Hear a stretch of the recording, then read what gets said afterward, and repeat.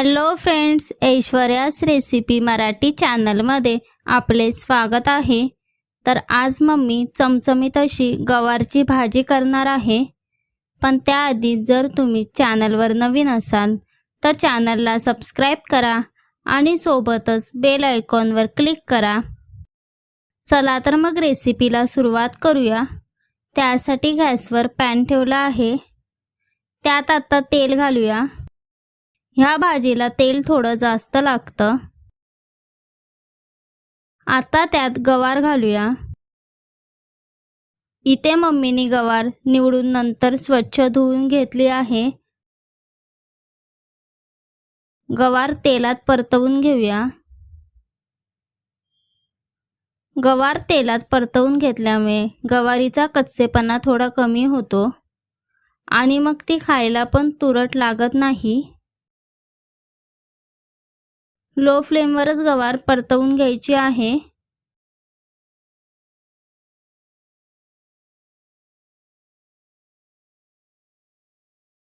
आता आपली गवार परतवून झाली आहे। त्यात आता बारीक चिरलेला कांदा घालून परतवून घेऊया।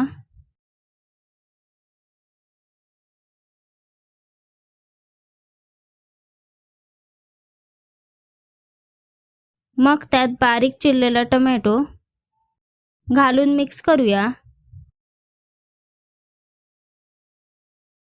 आता त्यात आलं लसूणची पेस्ट घालूया आणि मिक्स करूया।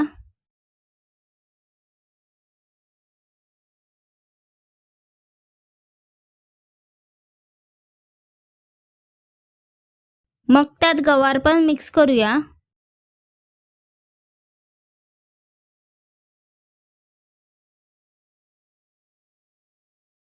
थोडी हळद, थोडासा गरम मसाला, 1 चमचा लाल तिखट, चवीनुसार मीठ घालून मिक्स करूया।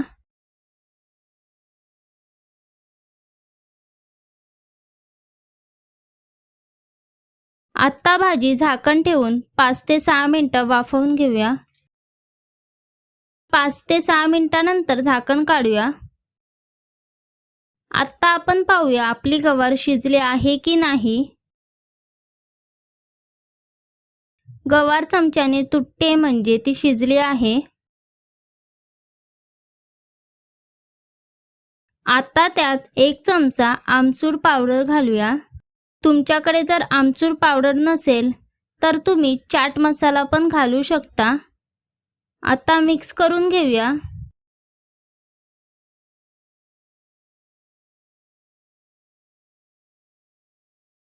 त्यात आता 2 चमचे शेंगदाण्याचे कूट घालून मिक्स करूया।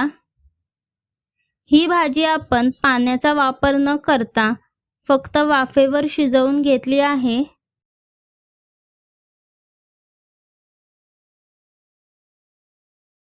आता भाजी 2 मिनिटं झाकण ठेवून शिजवून घेऊया। 2 मिनिटांनंतर झाकण काढूया। आता आपली चमचमीत अशी गवारची भाजी तयार आहे।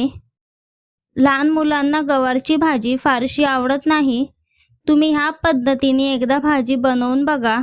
2 पोळीच्या ऐवजी 4 पोळी खाल इतकी छान बनते ही भाजी। व्हिडिओ कसा वाटला हे मला कमेंट करून सांगा।